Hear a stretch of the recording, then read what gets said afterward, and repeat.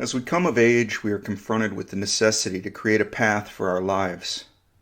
Living as we do within the constraints of responsibility, the path we choose must include making a living for ourselves, becoming mature and independent, becoming educated, discovering opportunity. I saw two broad options to choose between. Either find a career that I could tolerate, that would provide for the needs of my family while enabling me to pursue my own interests in the meantime, or find a career that aligned directly with my interests and pursue that, even if it meant significant material sacrifice.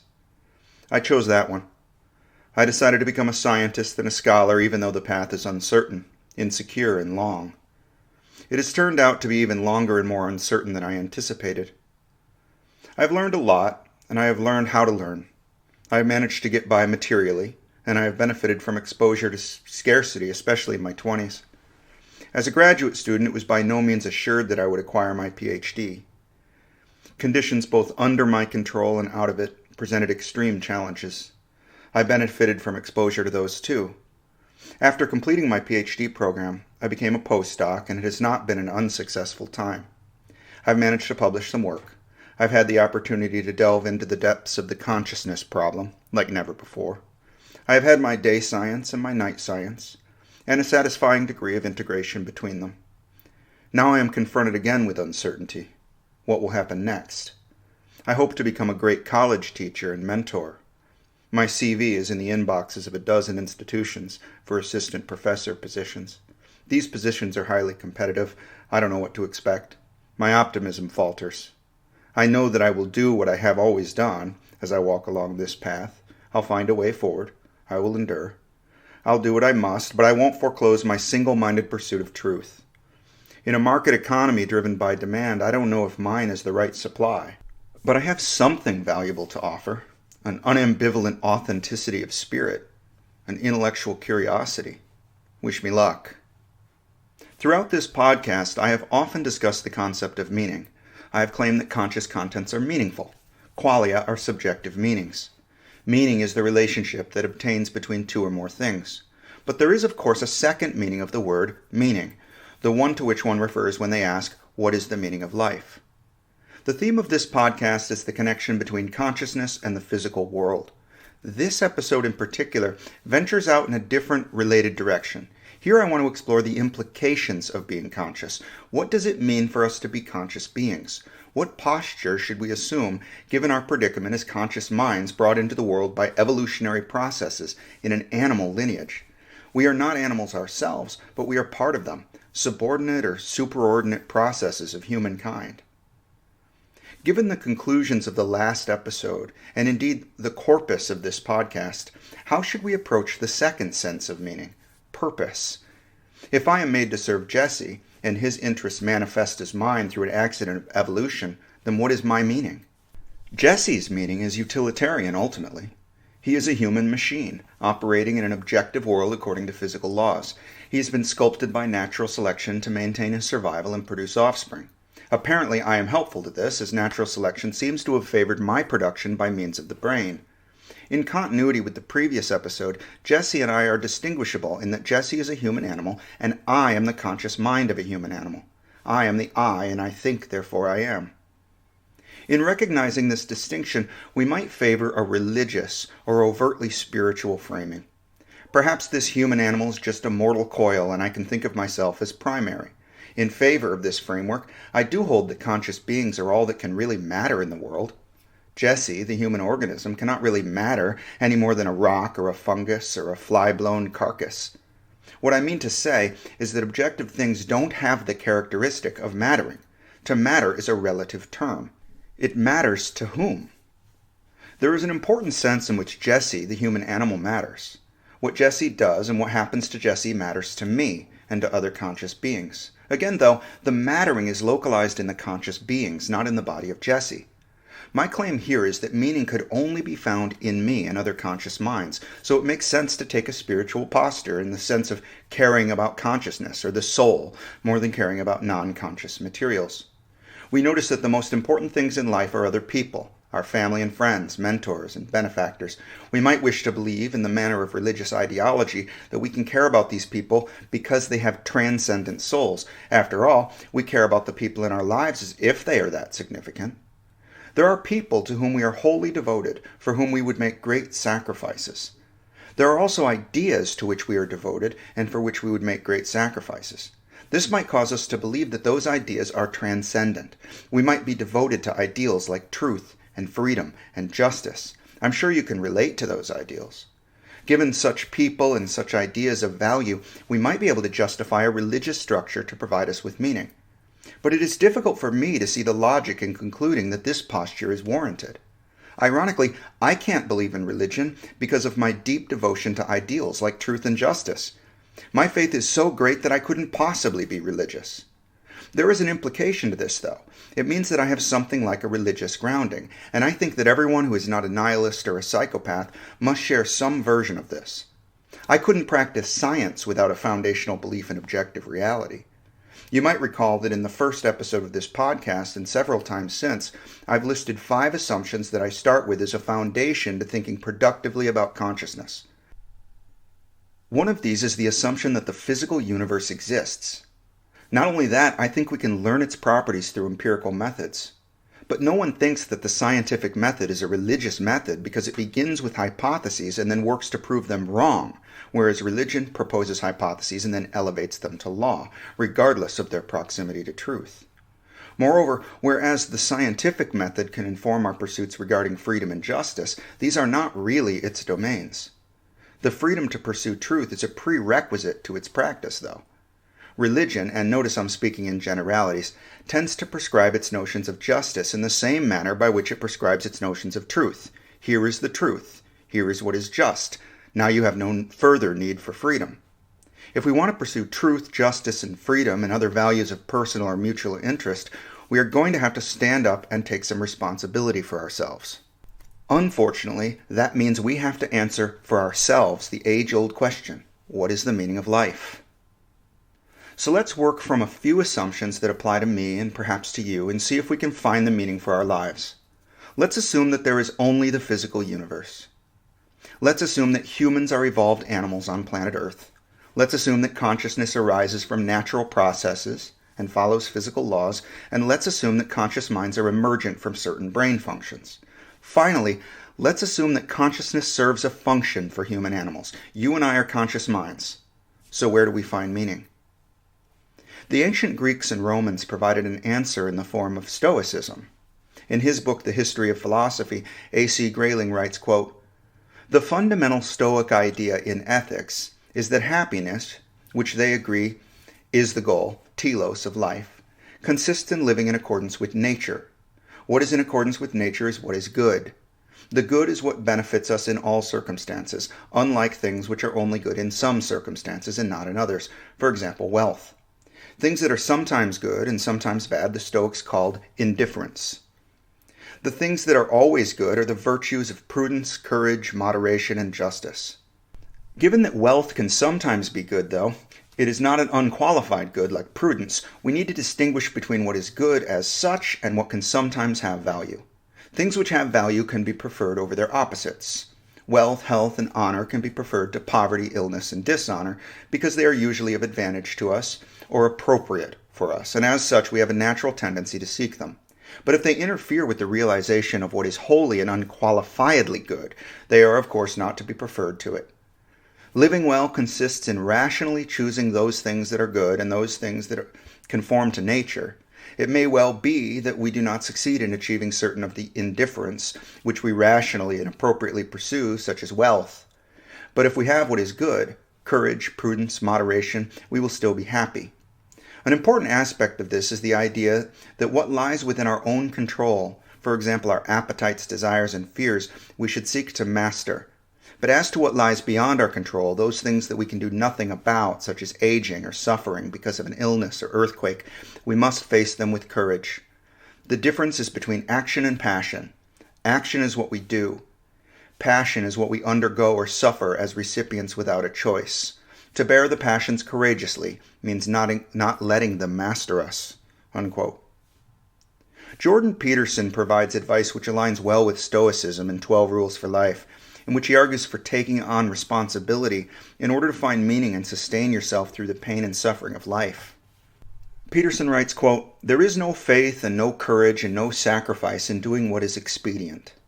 There is no careful observation that actions and presuppositions matter, or that the world is made of what matters. To have meaning in your life is better than to have what you want, because you may neither know what you want nor what you truly need.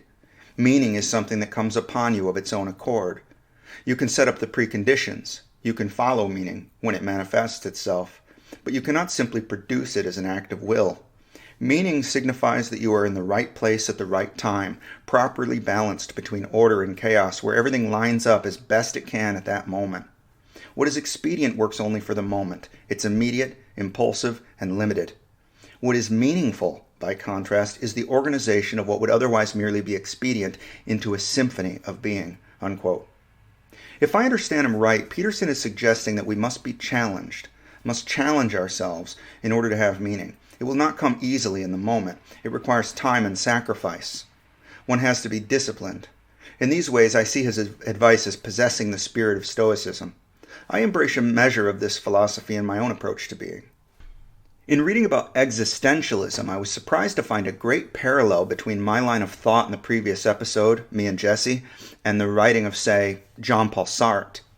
Grayling writes, quote, "Sartre begins by distinguishing two fundamental categories of being, the in itself and the for itself. In crude terms, the in itself is non-conscious being. The for itself is conscious being. Later he adds a third category, the for others. Each human being is both an in itself and a for itself combined. A person's in itself aspect is passive, existing inertly and lumpenly. It just is what it is. Her for itself aspect is dynamic, fluid, and metamorphic. It depends on the in itself. That is, it cannot exist without it, but is continually making an effort to transcend or annihilate it, thus creating a situation." Unquote. Roughly speaking, there is a parallel here between the human body, which is to say Jesse, as the in itself, and the conscious mind, or me, as the for itself. The illusion is that they are one and the same, but once the illusion is broken, one is confronted with a situation. In another section, Grayling quotes Sartre's Existentialism is a Humanism, in which Sartre says, quote, "Man first of all exists, encounters himself, surges up in the world and defines himself afterwards. Man is condemned to be free, because once thrown into the world he is responsible for everything he does." Unquote. Since we are confronted with freedom but also responsibility, we are caused anguish. I can't help but be reminded of the situation that Adam finds himself in Genesis. Now that he has grown up and gained knowledge of good and evil, he is made to suffer and work, to take responsibility for himself. On the other hand, the scales have fallen from his eyes and he is free. Freedom comes at the great cost of responsibility.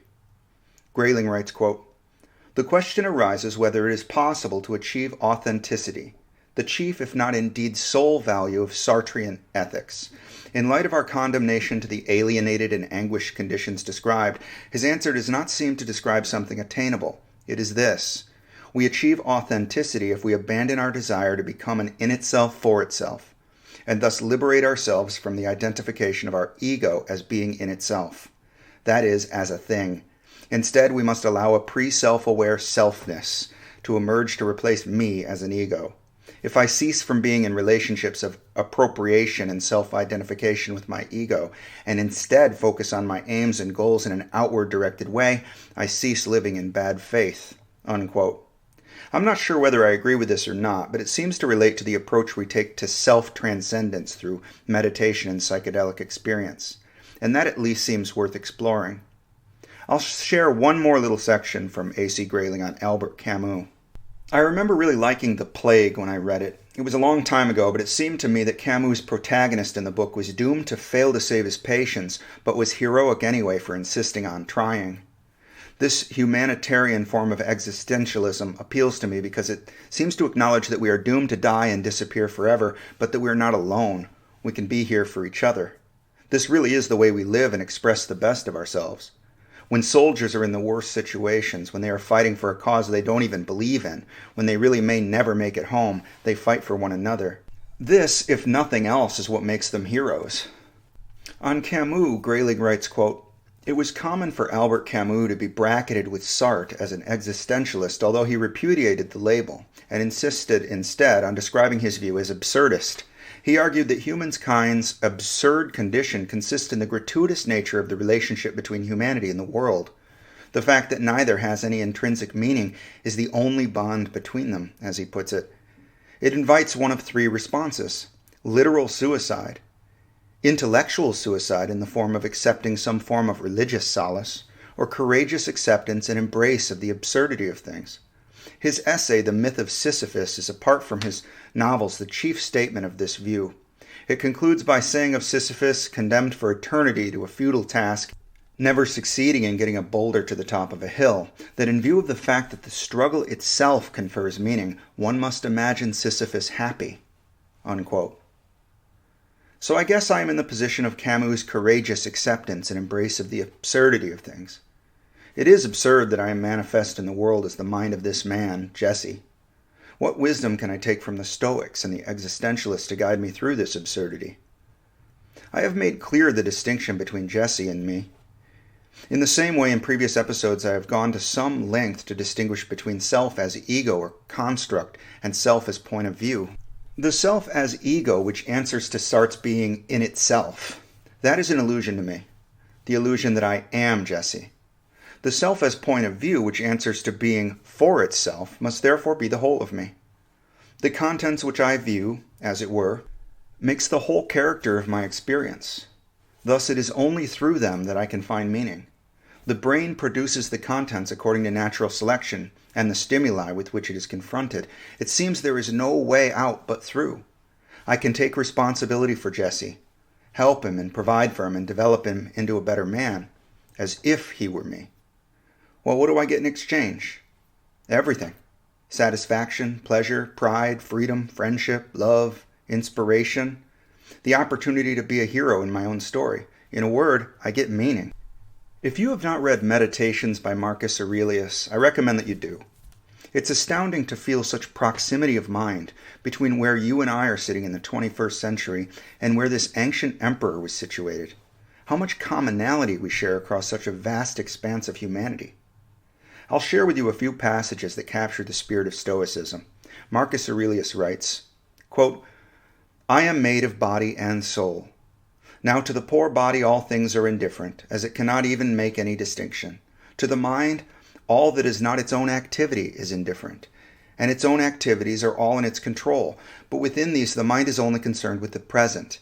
Its activities in the future and in the past are also indifferent at any present moment." Unquote. This is the observation that from the point of view of the conscious being, there is nothing but the present content. The Stoic, therefore, focuses on the present moment and his action in it. Here's another. Quote, "If you are doing your proper duty, let it not matter to you whether you are cold or warm, whether you are sleepy or well slept, whether men speak badly or well of you, even whether you are on the point of death or doing something else, because even this, the act in which we die, is one of the acts of life. And so here, too, it suffices to make the best move you can." Unquote. I'll give you one final passage from Marcus Aurelius. Quote, "Injustice is sin. When universal nature has constituted rational creatures for the sake of each other, to benefit one another as deserved, but never to harm, anyone contravening her will is clearly guilty of sin against the oldest of the gods. Because universal nature is the nature of ultimate reality, to which all present existence is related. Lying, too, is a sin against the same goddess. Her name is Truth, and she is the original cause of all that is true. The conscious liar sins to the extent that his deceit causes injustice. The unconscious liar to the extent that he is out of tune with the nature of the whole and out of order with the nature of the ordered universe against which he fights. And it is fighting when he allows himself to be carried in opposition to the truth. He has received the prompts from nature. By ignoring them, he is now incapable of distinguishing false from true." Unquote. In common among the Stoics and the existentialists is a realization that we are tied to human being whether we like it or not. We can either be overcome with a sense of doom or we can embrace our lot and be grateful. There is no being for me outside of human being. Even if there is something of me which precedes Jesse and which endures beyond him, what does it amount to? My personality, my interests, my relationships, my ambitions, these are all Jesse's. Everything that I know and love comes to me through his senses and cognitive processes, cultivated by eons of selection and refinement. I am conscious of his contents. Even this occurs to me. The question, what is the meaning of life, is a human question. We wander the world manipulating its objects, discovering its rules, exploiting its opportunities. We wonder how things work, how they can be used, whether they are helpful or threatening, meaningful or superfluous. We even wonder about the utility or danger of being itself. Everything has a purpose, right? So mustn't I? Being without human being would not even wonder at that. It would wonder at nothing. What is being without wonder? I am, after all, it seems, not just a conscious being, but a conscious human being. To be and be human, or not to be at all. Isn't this human life enough for me? Why should I be entitled to more when I'm not even entitled to this? And what an entitlement I have accepted free of charge, to live and perceive, to love and be loved, to be the protagonist in a real story. The plot is uncertain, but I wouldn't want it any other way. If there were no uncertainty, the narrative would lack in beauty and drama. Being would be meaningless indeed. It is evident that by nature the Stoics are not referring to animal instincts or drives. You can see that they counsel discipline with regard to such impulses. Nature for them is what is real, what is true. It is something greater, something ultimate. Marcus Aurelius referred to nature as a deity. I wonder if we have gone so far in our personification of such powerful abstractions as truth and nature, imagining them as human-like entities with purpose and personality, that we have forgotten the meaning of such gods. When we personify the gods as creatures, rather than powerful metaphors, do we not cast them in gold to make false idols? Fundamentalist religion looks to me to be prostrating like fools before a golden calf. Have we not mistaken a symbol of something meaningful for the thing itself? There is, I think, a new kind of postmodern atheism, which challenges not, as we modern atheists have, the claims on truth made by religious revelation, but rather the reality of truth itself. In the passage I just read, Marcus Aurelius calls her the goddess Truth. If truth be a goddess, then I am her disciple. I recognize that we are not positioned to know the truth, and we take a faithful risk in trying to do so by means of reason and evidence. Nevertheless, I can build from the self-evidence of knowing I am, and the wisdom and knowledge attained by others before me. And even if, like Camus' Sisyphus, I am destined only to try, and to never obtain the truth that I seek, I will carry the cross of my boulder as high as I can manage in pursuit of her. Let that be my hero's journey. For I contend that the higher the elevation that I attain, the greater shall be my view on justice, and the freer I shall feel, and one must imagine me happy.